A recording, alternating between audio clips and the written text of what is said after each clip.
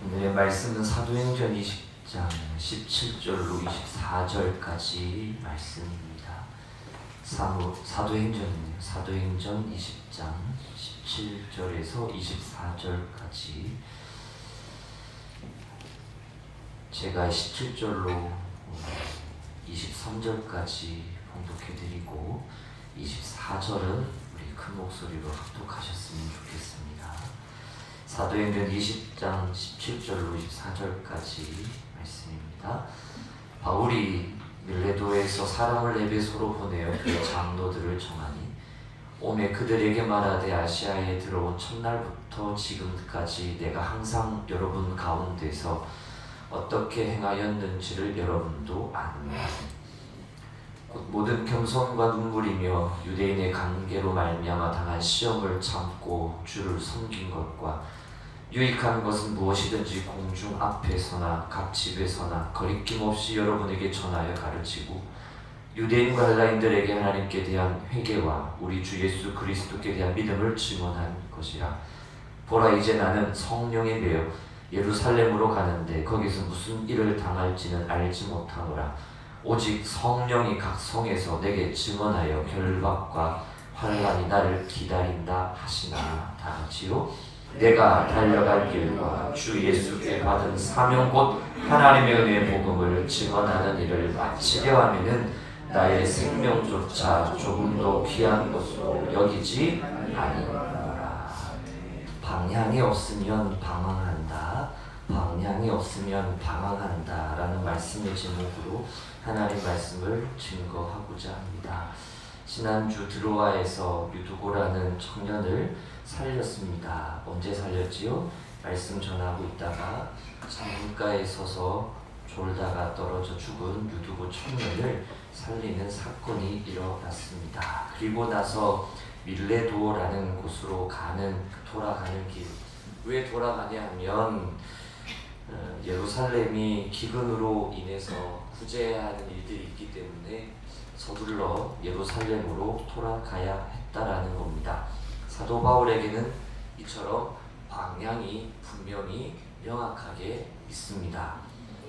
돌아가는 길에 어디가 보이냐 하면 에베소가 보입니다. 왜냐하면 3년 동안 사역했던 에베소 두란노 소원을 세워 그곳에 12명의 제자를 세우며 7교회의 역사를 만들어냈던 잊지 못할 가장 귀한 장소였거든요.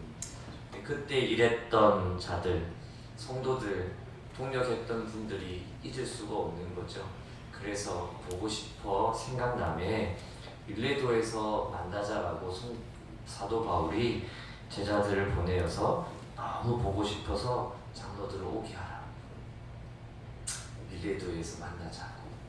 가기 전에 에베소를 지나쳐야 되는데 빨리는 예루살렘에 가야 되지. 가는 길에 에베소가 있으니 보고는 싶지. 그래서 잠깐이라도 보고자 하는 마음으로 만나자고 했던 장면이 오늘 17절의 시작입니다. 그런데 오늘 이 말씀이 중요한 이유가 뭐냐면 이 사도 바울에게는 그동안의 설교는 다 불신자들을 대상으로 전도했거든요. 믿지 않는 지역, 믿지 않는 사람들을 향해서 전도하며 나아갔는데 유독 오늘의 장면은 믿는 자들을 대상으로 한 마지막 고별 설교였다라는 거. 마지막 고별 설교니 정말 중요한 메시지겠죠? 그렇다고 제가 지금 여러분에게 하는 고별 설교가 아닙니다. 사도 바울의 고별 설교이니 오늘 중요한 메시지, 믿는 자들을 대상으로 한 처음에 이 설교, 그럼에도 마지막에 설교가 되어진 이 메시지가 오늘 저와 여러분들의 삶에 잊지 못할 말씀의 삶이 되시기를 축복합니다. 두 가지 핵심이 있어요. 성경 구절이 나오는데 바로 사명에 관한 핵심입니다. 마태복음 6장 33절 다 같이 시작. 너희는 먼저 그 나라와 의를 구하라. 그리하면 이 모든 것을 더하여 주시더라 라는 설교와 두 번째 메시지, 자세에 관한 겁니다. 어떤 자세를 가져야 하냐면 오늘 사도행전 20장 24절에 우리가 함께 고백했던 것처럼 사명자의 자세입니다. 다 같이 시작. 내가 달려갈 길과 주 예수께 받은 사명 곧 하나님의 은혜의 복음을 증언하는 일을 마치려 하면은 나의 생명조차 조금도 귀한 것으로 여기지 아니하노라. 믿는 자들을 대상으로 한 마지막 고별 설교의 핵심은 사명에 관한 우리의 자세. 우리의 삶은 먼저 무엇을? 하나님의 나라, 하나님의 의를 구하여야 하는 우리의 사명이 되어져야 되고, 그 사명자의 마음은 어떤 마음, 어떤 자세가 되어져야 된다?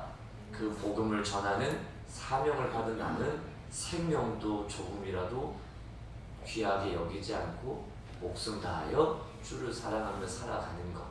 이것이 믿는 자들의 자세요, 사명의 마음이 되어져야 한다라고. 밀레도에 가기 전, 드로아에서 밀레도에 가기 전 에베소가 있는데, 이 에베소를 지나치게 너무 아쉽고 그 3년간 사역했던 성도들이 너무 그리웠고 보고 싶어서 다시 한번 그들에게 마지막 설교를 통하여 믿음의 마음을 가지게 했다라는 것. 그래서 이 말씀을 가만히 되짚어 보니 사도 바울에게 딱 한 가지 방향이 명확하더라는 겁니다.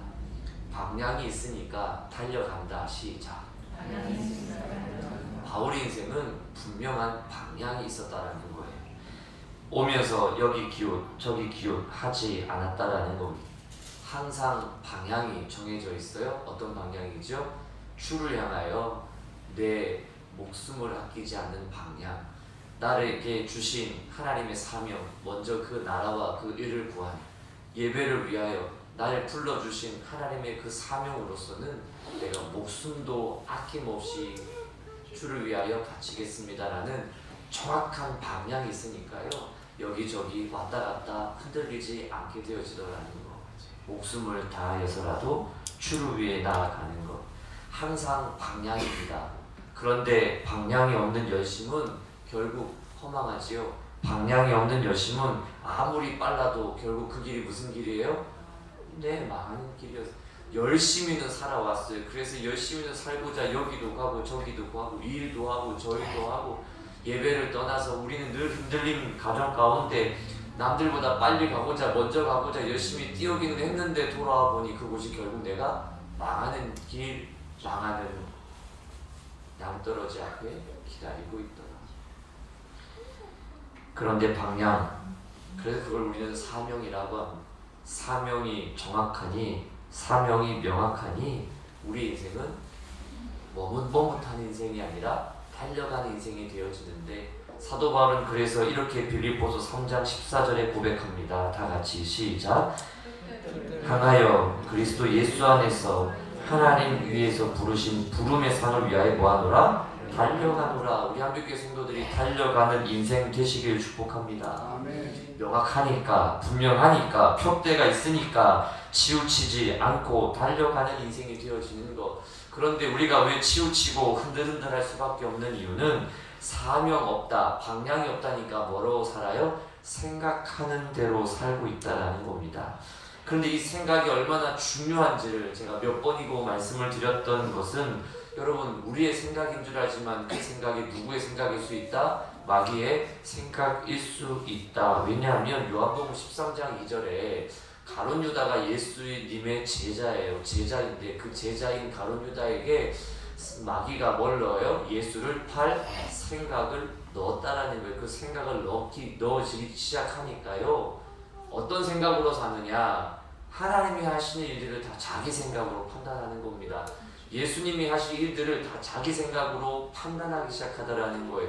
그 판단 중에 하나가 뭐냐 하면, 마리아가 향료컵을 깨뜨리고 자기 머리털로 예수의 발 앞에 우두 깨어 부어 씻고자 할 때에 이 가룟 유다가 했던 말이 뭐냐 하면, 그것을 팔아 가난한 자에게 나누어 주면 더 유익할 거라고 자기 생각을 얘기했는데, 가만히 생각해 보니 그 생각을 누가 넣었더라?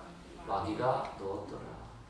여러분, 사명 없고 방향이 없으면 내 생각대로 사는데 내 생각이 하나님의 일을 방해하게 만들다라는. 그런데 예수님께서 뭐라 말씀하십니까? 이 여자가 하는 일을 내가 가만두어라. 그가 나의 십자가에 죽어 무덤에 묻혔을 때 뭘 준비하노라? 장사를 준비하노라. 지금 마리아는 향료컵을 깨뜨려 머리털로 예수의 발에 부어 씻는 것을, 예수님은 나의 죽음을, 나의 장사할 것을 예비하고 있다라고 말씀하시는 하나님의 일이었는데, 사명이 없고 방향이 없으니까 자기 생각대로 그것이 좋으니 나쁘니 옳으니 그러니 더 나은 것이 있으니 없으니 우리는 판단하고 자기 생각으로 사는 인생. 그러니 여러분, 생각으로 사는 사람은 속는 인생이 많습니다. 내 생각인 줄 알았지만 마귀에게 속아서 속는 인생을 살아갈 때가 참으로 많다라는 것을 깨닫게 되어진다라는. 여러분 고백합시다. 믿음 없으면 생각이 많아진다. 시작. 믿음 없으면 생각이 많아진다. 우리는 한 가지만 생각하시면 돼요. 뭐요? 믿음만 있으면 됩니다. 아멘. 믿음만 있으면 한 가지만 생각하는 거예요. 누가? 하나님이 하실 일만 생각하시면 하나님은 믿음 보시고 일하기 시작하는 거예요. 그런데 믿음이 없으니, 방향이 없으니, 사명이 없으니 우리는 오늘도 무슨 생각이 그렇게 많은지, 어떻게 해야 돈을 많이 벌지, 어떻게 해야 이 문제가 해결될지, 어떻게 해야 내가 잘 살아갈지, 어떻게, 무슨 생각이 그리 많은지, 뭐가 그리 복잡합니까 여러분 인생이. 왜 사람 보고 왜 세상 보나요? 누가 나를 멸시하고 누가 나를 욕하는 그거 근심 걱정하다가 사울은 버림받은 거 잊지 마세요. 남들이 날 좀 욕하면 어떻습니까? 교회 나간다고, 새벽 예배 나간다고 누가 날 좀 욕하면 어떻습니까? 생각이 많은 거예요. 생각이. 그러니까 민심이 떠날까? 관계가 깨질까? 믿음이 없어지기 시작하니 이 생각들로 말미암아 우리 인생이 이리 기웃 저리 기웃할 수밖에 없고. 마태복음 25장 달란트의 비유에서 한 달란트 받은 사람, 여러분 5달란트와 2달란트 받은 사람은요 생각하지 않아요. 바로 주신 그 달란트로 바로 가서 하나님의 일에 순종할 때에 5달란트 받은 자는 5개를 남겨 잘하였다 충성된 종아 칭찬받았어요. 그런데 이 1달란트 받은 사람은 생각이 많은 거예요. 왜 저 사람은 5 주고 나는 하나 주고, 왜 저 사람은 2 주고 나는 하나 주고, 생각이 많기 시작하는 거예요. 그러니까요 생각과 고민과 갈등 끝에 하나님은 심지 않아도 거두시는 분이겠지. 그러니까 그 생각에 내린 결론은 뭐예요? 땅에 묻어버리는 거예요. 겨우 생각해서 겨우 결론 내린 게 땅에 묻어버린 거예요. 아무것도 맺지 못할 뿐만 아니라 오히려 악하고 게으른 종이라고 예수님은 책망하게 되시더라. 한 번 더 고백할까요? 믿음 없으면 생각이 많아진다. 시작. 여러분 우리에겐 한 가지, 믿음 한 가지만 생각합시다. 아멘. 그러면 하나님이 일하시는데 우리가 생각이 많아지니 결국 뭐예요? 그것을 행동하지 않는 게으름이라고. 잠언 19장 24절에 이렇게 고백합니다. 다 같이 시작. 게으른 자는 자기의 손을 그릇에 넣고서도 입으로 올리기를. 생각이 많은 사람은 행동하지 않는 게으름이라고 합니다. 자기의 손이 그릇에 넣고서도 뭐를 괴로워한대요? 입으로 넣는 이게 괴롭대요. 자기의 손을 그릇에 넣었으면서도 생각이 많은 거예요. 살찌면 어떡하지? 사람 빠지면 어떡하지? 이거 먹고 아프면 어떡하지? 이게 괴로운 거예요. 생각이 많으면 행동이 게을러질 수밖에 없다라는 거죠. 그러니 아무것도 할 수 없는 인생.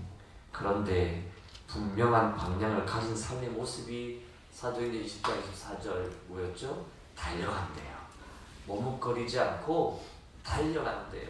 마귀의 생각을 뒤집어 놓고 염려, 근심, 걱정 이것을 다 뒤집어서 믿음의 생명의 역사로 달려가게 만들더라는 겁니다.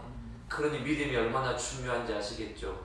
믿음이 방향이요, 방향이 우리의 사명이다. 시작. 믿음이 방향이요, 사명이다. 우리의 모든 방향은 어디로? 믿음으로 가는 거예요. 그 믿음은 무엇으로? 내게 주는 사명으로. 그 사명이 뭐였어요? 너희는 먼저 그 나라와 그 일을 구하라. 그리하면 이 모든 것을 너희에게 더하시리라. 우리의 사명이 주의 나라, 주의 예배, 주의 말씀을 먼저 구하여 그 말씀을 받은 자로서 되어지면 하나님 나머지는 걱정하지 말래요. 나머지 먹을 것, 나머지 입을 것, 나머지 마실 것 걱정하지 말고 믿음으로 달려가면 하나님 너의 모든 삶의 환경을 뒤집어 놓아 주셔서 다 더하여 주시더라. 그러니까 사도 바울은요, 내 앞길에 강의 위험, 바다의 위험, 죽음의 위험, 살인의 위험이 있다 할지라도 달려가는 인생, 머뭇거리지 않아요. 나 죽으면 어떡해? 나 잡히면 어떡해? 나 물에 빠지면 어떡해? 생각 많지 않아요. 할렐루야. 믿음 가지고 달려가는 인생, 이것이 바로 분명한 방향이니까요, 방황이 없어요. 저와 여러분이 분명한 사명을 가지고 사는 인생 되시길 축복합니다. 그러니 그 인생이 마지막 아름다운 인생, 지난주까지 말씀 기억하십니까? 그의 길은 거친 길이 아니라고, 험난한 길이 아니라고. 무슨 길이에요? 아름다운 길이라고.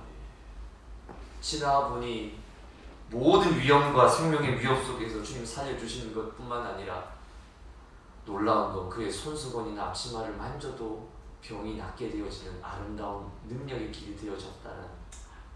그렇다면 오늘 저와 여러분들이 분명한 사명, 방향의 길을 축복합니다. 그 방향이 뭐예요? 오늘 사도행전 20장 24절 암송되었으면 좋겠습니다.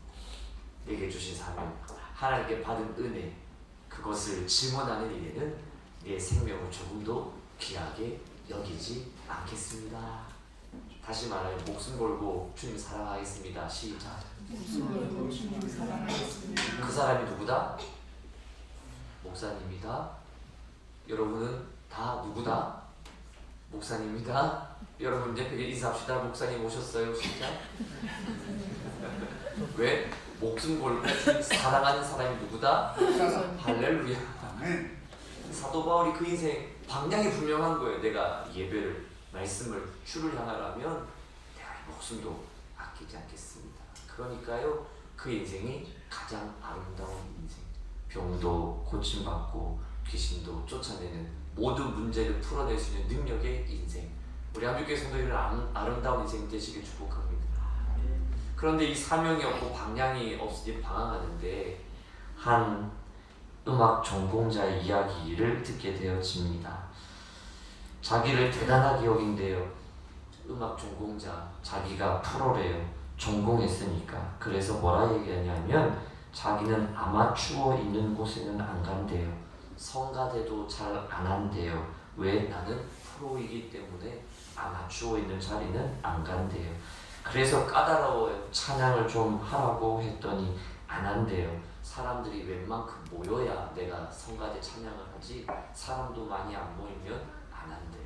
저는 그래서 우리 불화가 성가대 찬양대가 너무 은혜가 돼요. 할렐루야. 아멘. 사람이 없어도 빠져도 하나님을 향한 찬양, 사명, 그것을 이루어내는 우리 한국교회가 가장 아름다운 교회로 하나님 회복시켜 주십니다. 아멘. 그래서 불화가 성가대예요. 불화가 역대하 20장의 말씀, 죽음의 골짜기에서 불화가 성가대 찬양. 다윗이 군대에 앞서 성가대를 먼저 세웠어요. 그러면 죽음의 골짜기를 뭐로 만들었더라? 찬양의 골짜기로 만들었더라. 그래서 그곳을 뭐라고 하더라? 불화가 하더라. 할렐루야. 이름 없이 빛도 없이 감사하며 성길이다라고 찬양대 이름을 지으려고 하다가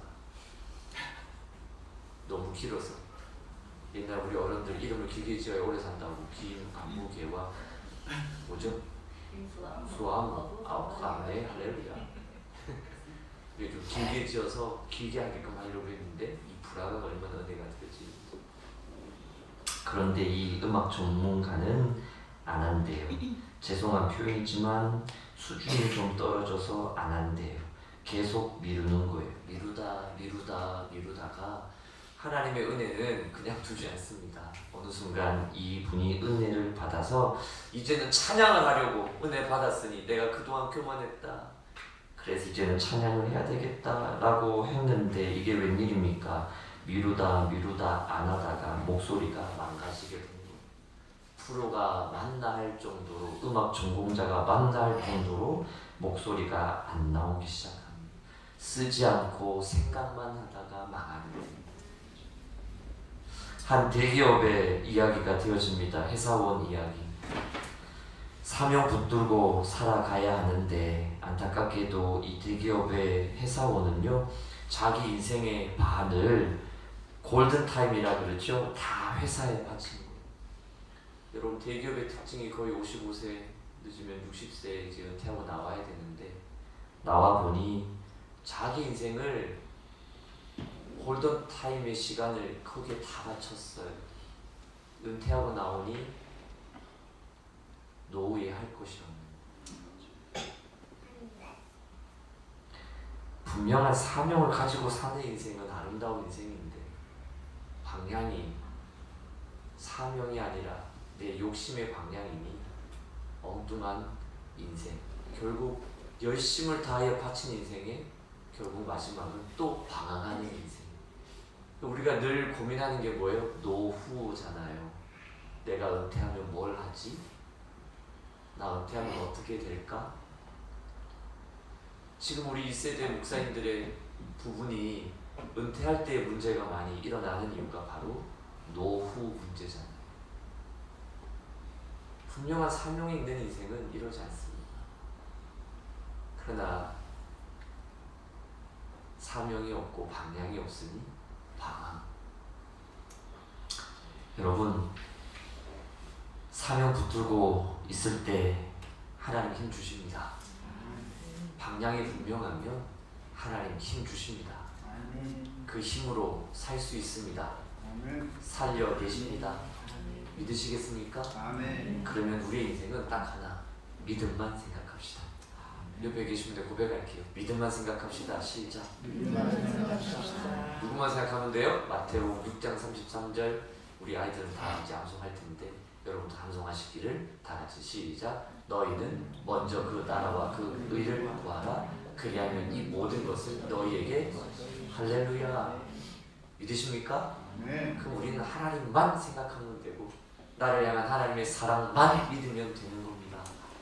반드시 우리를 그냥 두지 않고 살리신 하나님, 그 사명 붙들 때 오늘 사도 바울에게 하나님 힘 주시는 두 가지 힘이 있다는 걸 깨닫게 되어지는 거예요. 바로 그게 뭐냐?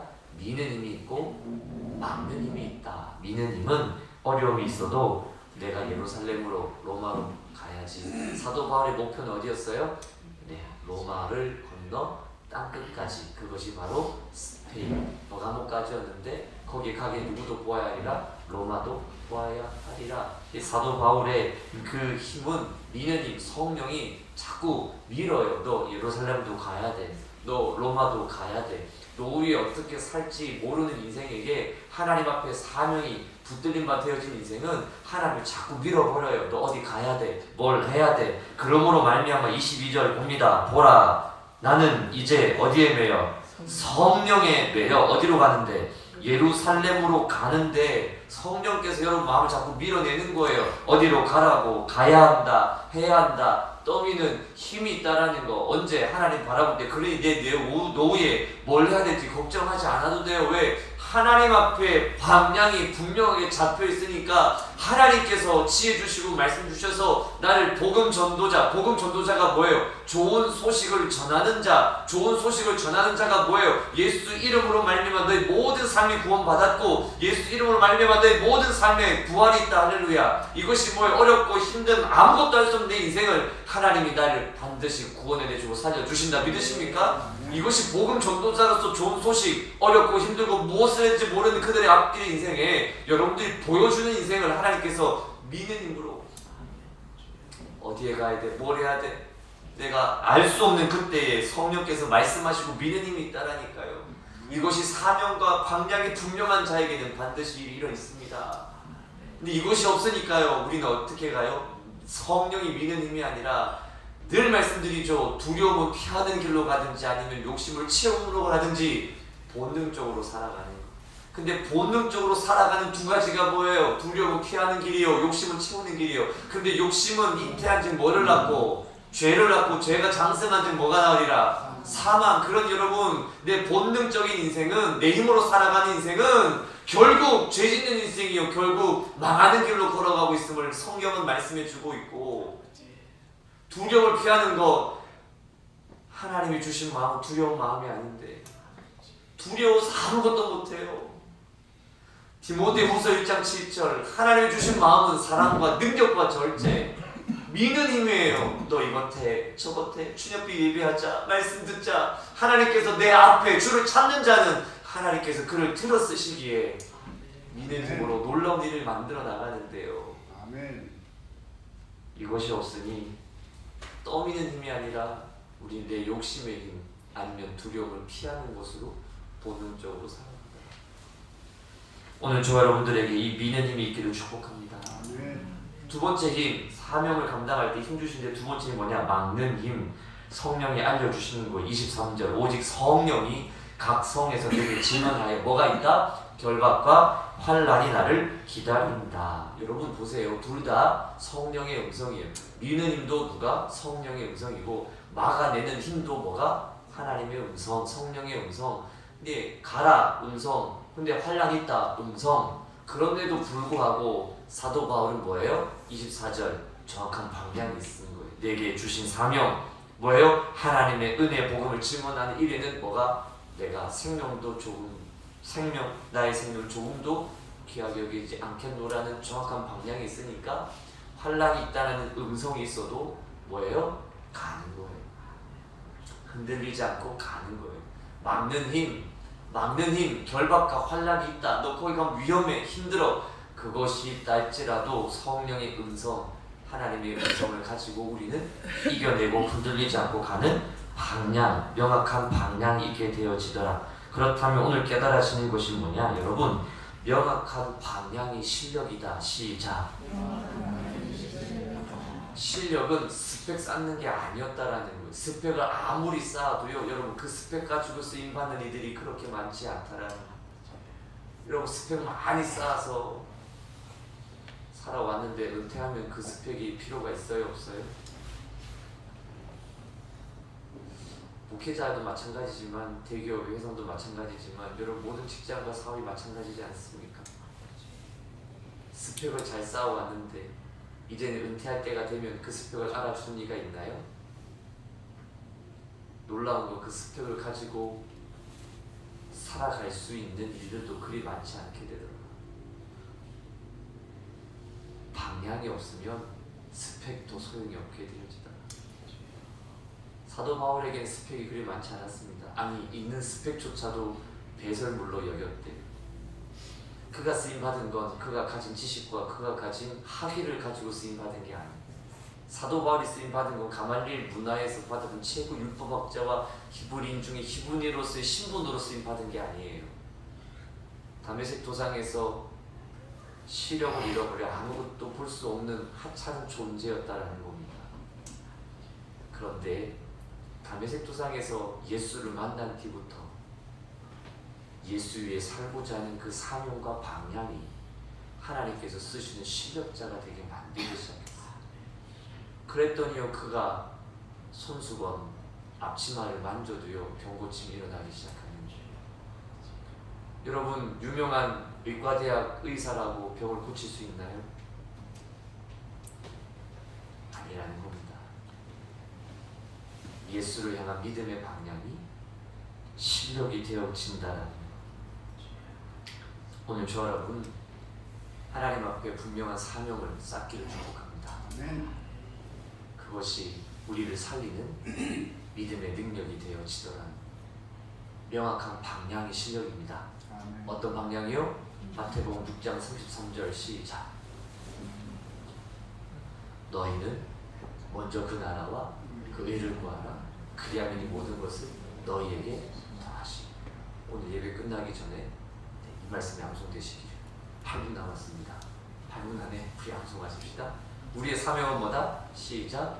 너희는 먼저 그 나라와 그 일을 구하라. 그리하면 이 모든 것을 너희에게 더하시리라.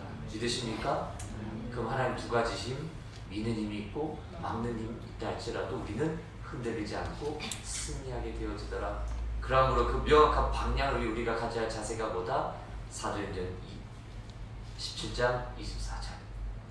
내 예수께 받은 사명, 우리 주 예수 그리스도의 은혜의 복음을 증언하는 일에 나의 목숨 조금도 귀하게 여기지 않겠노라. 할렐루야. 그것이 실력이더라. 그래서 그 명확한 방향이 실력이 있는 자들이 어떤 자들인가 보았더니 오늘 성경에서 말씀해주고 있어요. 스펙이 실력이 아니라 눈물과 그리고 겸손과 인내가 실력이더라. 할렐루야. 아멘. 겸손하고 눈물을 흘리고 인내할 때 모든 것을 수월하게 할 수 있는 능력에 실력 있는 자가 되어지더라. 사도 바울이 지금 그렇게 쓰임 받았다라는 거예요.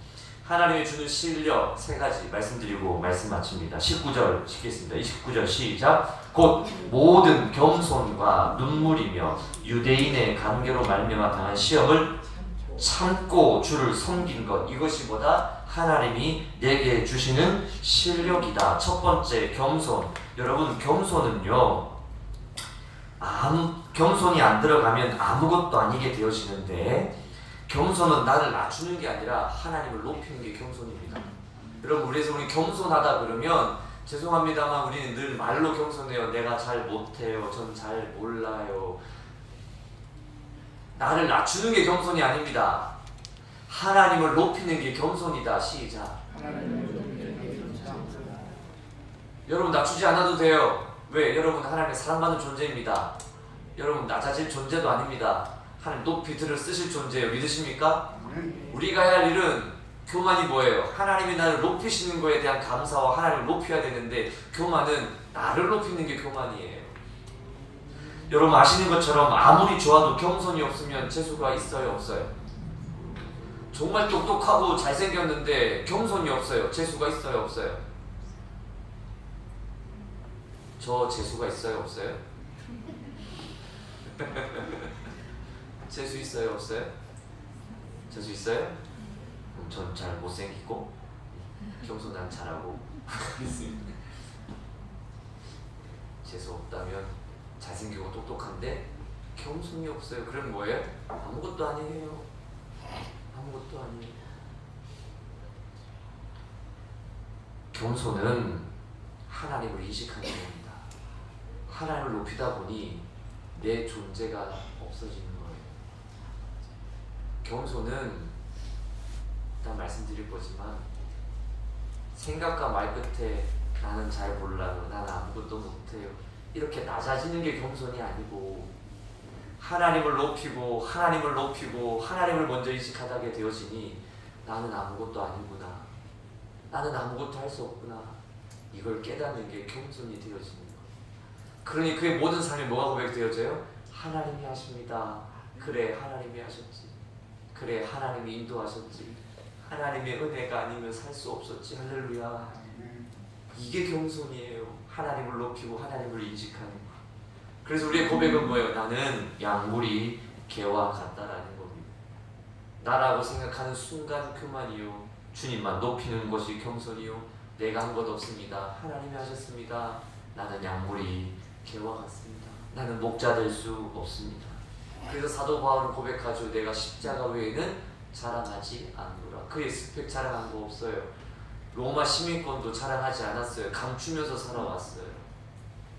그가 받았던 지식의 최고의 학위도 자랑하지 않았어요. 오히려 배설물로 여겼어요.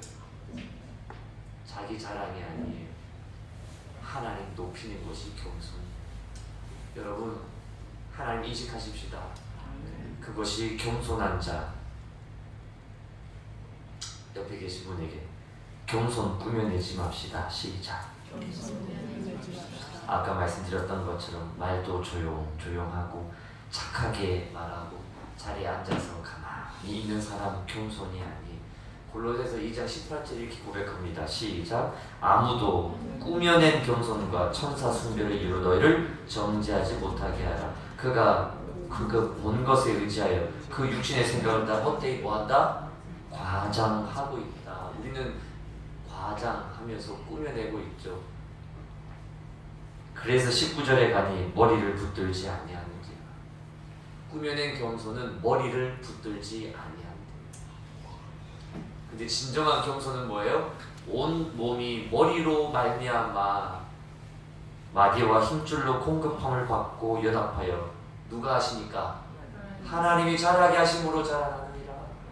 진정한 겸손은 머리로부터 말미암아 마디와 힘줄로 공급함을 받는다. 내가 하는 게 아니다. 하나님이 하신다. 할렐루야. 하나님을 높이는 것이 진정한 겸손이라는 거예요. 여러분 인생에 제발 하나님 높이시길 축복합니다. 여러분 낮추지 않으셔도 돼요. 나 스스로 꾸며낸 겸손으로 과장하면서 나는 못해요 그렇게 얘기하지 않고 오히려 그것이 그것이 교만하다라는 왜 하나님이 하신다는데 왜 네가 못한다 하느냐. 여러분을 낮추려고 하지 말고 하나님을 높이는 자가 되시길 축복합니다. 아멘. 그럼 나는 스스로 존재가 사라지는 거예요. 하나님 앞에서 까불지 맙시다. 시작. 내가 뭘 했다고 까불어요 여러분. 제발 까불지 마세요.